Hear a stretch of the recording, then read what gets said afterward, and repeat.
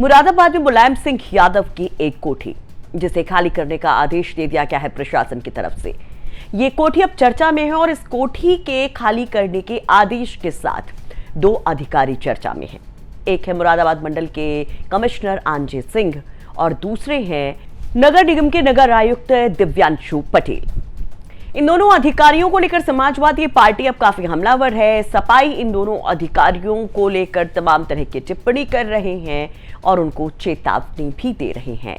तो मुरादाबाद की वो मुलायम सिंह यादव की कोठी और ये अधिकारी जो चर्चा में है, इनके बारे में विस्तार से हम आपको बताएंगे। इनका पूरा इतिहास भूगोल आपको सुनवाएंगे, क्योंकि अक्सर ये अधिकारी समाजवादी पार्टी और विपक्षी खेमे के निशाने पर रहते हैं और इनके ऊपर आरोप लगता रहता है कि सत्ता की शह पर ये विरोधियों के खिलाफ एक्शन लेते हैं।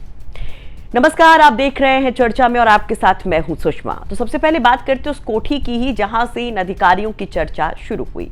मुरादाबाद की कोठी जो आप देख रहे हैं, ये बहुत पॉश इलाके में मुलायम सिंह यादव को जो है आवंटित हुई थी 1994 में। उस वक्त मुलायम सिंह यादव मुख्यमंत्री थे। तब 250 रुपए प्रति महीने के हिसाब से ये कोठी मिली थी।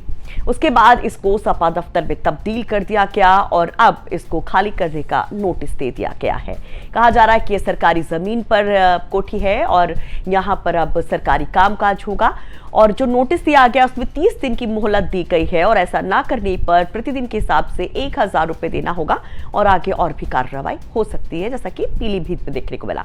पीलीभीत में आपने देखा था कि सपा दफ्तर को किस तरीके से पुलिस खाली करवाती है, वहां पर कैसे पुलिस फोर्स पहुंच जाती है, पूरी तरीके से अंदर घुस जाती है और सारी चीजों को वहां से हटवा दिया जाता है। तमाम विरोध के बावजूद सपा दफ्तर खाली हो जाता है।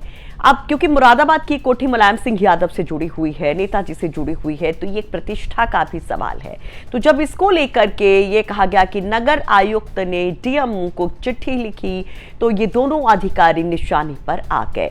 तो ये दोनों अधिकारी कौन हैं, जरा जान लीजिए। सबसे पहले हम बात करते हैं मंडल कमिश्नर की ही।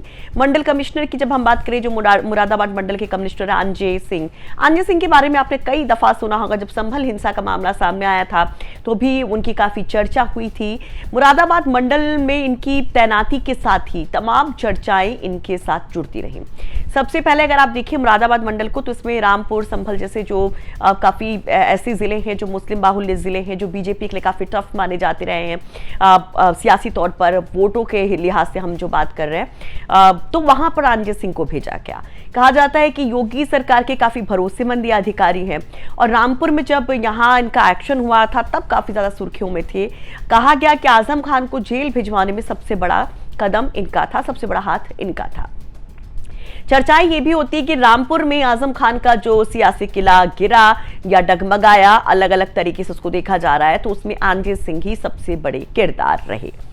उपचुनाव में बीजेपी जब यहां पर जीती है तो आंजे सिंह को ही लेकर समाजवादी पार्टी हल्ला बोल करती है। अखिलेश यादव सीधे इनका नाम भी लेते हैं। अभी जो पिछला उपचुनाव हुआ था उसमें भी संभल हिंसा के दौरान भी, जब वहां पर सर्वे के दौरान, जामा मस्जिद के सर्वे के दौरान जो हिंसा हुई थी, गोलियां चली थी, अब 4 लोगों की मौत हुई थी, उसके बाद जो टेंस सिचुएशन थी उसमें आंजे सिंह उतरे थे वहां पर मोर्चा संभालने के लिए। तब भी खूब चर्चा इनकी रही। मऊ जिले से आते हैं, 2nd डिवीजन से 12th पास किया था, लेकिन IAS का एग्जाम क्रैक करके एक मिसाल बन गए थे। अब सियासी तौर पर जिस तरीके से इनको लेकर चर्चाएं रही वो हमने आपको बताया, लेकिन जो दूसरे अधिकारी हैं जो कि नगर निगम के नगर आयुक्त हैं दिव्यांशु पटेल, वो आंजे सिंह से भी ज्यादा चर्चा में रहे हैं। अगर उनके पूरे आप इतिहास को देखेंगे, उनके मतलब इतिहास मतलब जो उनकी कार्यशैली रही है, जो उनका कार्यकाल रहा है बतौर IAS, उसको देखेंगे तो विवाद ही विवाद यहाँ पर दिव्यांशु पटेल के साथ दिखाई देते हैं। शुरुआत में उस एक विवाद से करूंगी जिसकी चर्चा खूब ज्यादा रही, सुप्रीम कोर्ट में भी चर्चा रही, इमोशनल एंगल जिससे जुड़ा। अभी हाल फिलहाल में आपको याद होगा आजमगढ़ में एक घर पर बुलडोजर चला था यादव फैमिली पर, और वहां उस दौरान एक छोटी सी बच्ची अपनी किताब को सीने से लगाए भागती हुई नजर आई थी, अपनी बुक्स को बचाने की कोशिश करती नजर आई थी, जिस पर काफी सियासी बयानबाजियां भी हुई थी। लेकिन जब ये तस्वीरें सुप्रीम कोर्ट पहुंची थी तो सुप्रीम कोर्ट ने बुलडोजर एक्शन को लेकर, उस बुलडोजर नीति को लेकर एक बड़ी टिप्पणी की थी और उस तस्वीर को इमोशनल करने वाला बताया था। और उसके बाद जो योगी सरकार का बुलडोजर एक्शन है उस पर काफी ज्यादा हमलावर विपक्ष हुआ था। तो वहां पर भी दिव्यांशु पटेल का नाम आया था। कहा गया कि वो जो घर था जहां बुलडोजर चला था उसके सामने दिव्यांशु पटेल का घर था आईएएस का, उनके पिता वहां पर रहते हैं और इनकी जमीन पर नजर थी, ये विरोधियों के आरोप थे तब। लेकिन चर्चा में दिव्यांशु पटेल आए थे। अभी कुछ दिन पहले अगर आप देखिए मई महीने की बात कीजिए तब भी काफी चर्चा में दिव्यांशु पटेल थे। कहा गया कि कुछ लोग इनकी रेकी कर रहे थे, इनके ऊपर जानलेवा हमला करने वाले थे। 3 लोगों को पुलिस ने डिटेन किया था इस पूरे मामले में। लेकिन जब हम इनके एक अधिकारी के तौर पर कार्यकाल के विवादों की बात करते हैं तो थोड़ा सा पीछे जाना होगा। मुरादाबाद में बतौर नगर आयुक्त नगर निगम में नियुक्ति के पहले वो उन्नाव में थे सीडीओ के पद पर। 2021 का वो समय था। उस दौरान वहां पर त्रिस्तरीय पंचायत चुनाव था। त्रिस्तरीय पंचायत चुनाव में काफी हंगामा भी हुआ था। आपने देखा था कि किस तरीके से समाजवादी पार्टी ने सत्तासीन पार्टी पर काफी गंभीर आरोप लगाए थे कि यहां पर सरकारी मशीनरी का दुरुपयोग किया जा रहा है। और उस दौरान एक तस्वीर काफी वायरल हुई थी जिसमें सीडीओ पद पर रहते हुए दीपांशु पटेल पर आरोप लगे थे कि उन्होंने एक पत्रकार के साथ मारपीट की। काफी ज्यादा हंगामा उन तस्वीरों को लेकर हुआ था। ये उन्नाव में जब थे और उससे 2 महीने पहले बाराबंकी में दिव्यांशु पटेल थे। दिव्यांशु पटेल तब बहुत ज्यादा चर्चा में आए थे। हम फ्लैशबैक में चल रहे हैं, धीरे धीरे आपको पास की तरफ ले जा रहे हैं। तो उन्नाव से पहले जब बाराबंकी में थे, वही मार्च 2021 का समय रहा होगा, तब दिव्यांशु पटेल पर एक मस्जिद के ढांचे को गिरवाने के आदेश देने के आरोप लगे थे। बहुत ज्यादा विवादों में तब वो आए थे और उसको लेकर काफी ज्यादा उनको क्रिटिसाइज भी किया गया था विपक्षी खेमे की तरफ से। तब वो वहां पर एसडीएम के पद पर तैनात थे। अच्छा, जब ये दोनों विवाद सामने आए थे, पहले बाराबंकी का और उसके 2 महीने बाद उन्नाव में बतौर सीडीओ जब उनका ये विवादित बयान सामने आया था पत्रकार को मारते हुए, और वहां पर ये कहा गया कि चुनाव में गड़बड़ी करवा रहे हैं वो जो विरोधी आरोप लगा रहे थे, तब सोशल मीडिया पर उनके पुराने बयान की काफी चर्चा हुई थी जब दिव्यांशु पटेल आईएएस नहीं थे। दिव्यांशु पटेल का वो बयान कौन सा था जिसकी इतनी ज्यादा चर्चा तब भी हुई और आज फिर से लोग उस इतिहास के पन्ने को पलट रहे हैं, जरूर आपको बताएंगे। लेकिन पहले दिव्यांशु पटेल कहां से बिलोंग करते हैं, कैसी शिक्षा दीक्षा रही, वो जान लीजिए। दिव्यांशु पटेल जो है मूल रूप से अकबरपुर के रहने वाले हैं। हालांकि ज्यादातर वक्त इनका बलरामपुर में गुजरा है। जो शुरुआती पढ़ाई लिखाई रही वो उन्होंने बलरामपुर से की, बीच में अयोध्या में भी पढ़ने आए थे, लेकिन बाद में फिर से बलरामपुर पहुंचे और वहां से ग्रेजुएशन किया।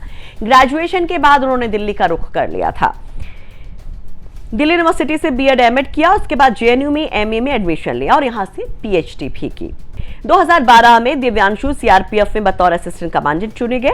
हालांकि उनका जो ध्येय था वो सिविल सेवा का था और उसकी तैयारी में जुट गए और 2017 में उनको कामयाबी भी मिल गई। अच्छा, इसको लेकर भी काफी किस्से कि 3 बार वो प्री भी क्वालिफाई नहीं कर पाए थे और चौथे अटेम्प्ट में उन्होंने यूपीएससी क्रैक कर डाला और बेहतरीन पोजीशन के साथ। उनकी रैंक की बात करें तो 204 रैंक बताई जाती है और उसके बाद उनके अधिकारी के तौर पर कार्यकाल की तमाम बातें हमने की। लेकिन जब ये विवादित बयान, उनके तमाम बयान या फिर तमाम उनकी एक्टिविटीज़ जो रहीं उसकी जब चर्चा हुई तो उनका एक पुराना बयान काफ़ी चर्चा में रहा। जब उन्होंने कहा कि एक उनके गुरु थे, वो उनके पास गए तो वो उनकी नंबरिंग कर रहे थे, उनको ग्रेडिंग कर रहे थे, तो उन्होंने बोला कि तुम गुरु दक्षिणा में आप क्या लेंगे, उन्होंने पूछा तो उन्होंने बोला कि मैं आईएएस बन के आपको दिखाऊंगा। तो बोले कि उस वक्त तो मैंने बोल दिया और मेरे टीचर ने मुझे घूर करके देखा, तब भी मैं बड़ा कॉन्फिडेंट था और मैंने वो करके दिखाया। हालांकि उस दौरान उनके गुरु ने उस पद की गरिमा बताई थी कि किस तरीके से एक आईएएस की कुर्सी जो होती है एक बड़ी जिम्मेदारी की कुर्सी होती है और वहां पर रह करके किस तरह से अपने समाज के लोगों का, पिछड़े समाज के लोगों का भला किया जा सकता है। और उन्हीं तमाम चीजों को लेकर आज यहाँ पर विरोधी हमलावर हैं कि आपने जो सौगंध ली थी क्या आप उसको पूरा कर रहे हैं। हालांकि ये तमाम टेक्निकल चीजें हैं कि जो यहाँ पर अधिकारी काम कर रहे हैं या जो नोटिस चस्पा किया गया है मुरादाबाद के सपा दफ्तर को खाली करने का, मुलायम सिंह यादव की कोठी को खाली करने का, उसके अलग अलग तर्क जो है अधिकारियों के और विरोधियों के सियासी बयान है। लेकिन कुल मिलाकर चर्चा में ये जो 2 अधिकारी और मुरादाबाद की वो कोठी, उसके बारे में जो जानकारी हमने आपको दी उस पर आप क्या कहेंगे, कमेंट बॉक्स में अपनी राय जरूर रखिए।